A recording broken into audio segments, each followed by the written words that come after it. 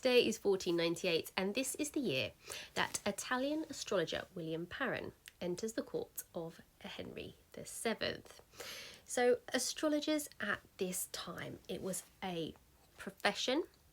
It was considered a science. It was used in links with medicine, and it was very much used in the court to help with planning in the political sphere. So William Parran enters the court, and we have payments to him in the court records. Also this year, we see the first printed English prognostication. So the printing press is still relatively new in England, but it's starting to happen, it's starting to progress, and that means that regular people can go out and fairly cheaply buy things like prognostication, so predictions for the coming year. So we have one for 1498.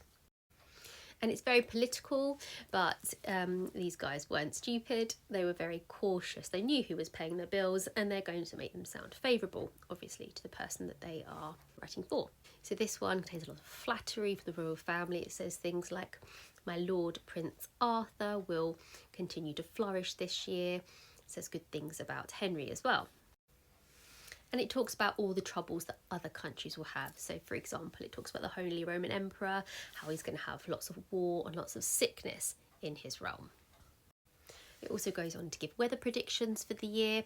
And these were important for regular people, obviously farming and agriculture and that sort of thing, but they were also important for people involved in politics, because if they could predict what the weather for the coming year was going to be, they can predict food shortages, and obviously food shortages lead to disgruntled people and uprisings and that sort of thing. William Parran continues in the court for a few years. Things go quite well for him.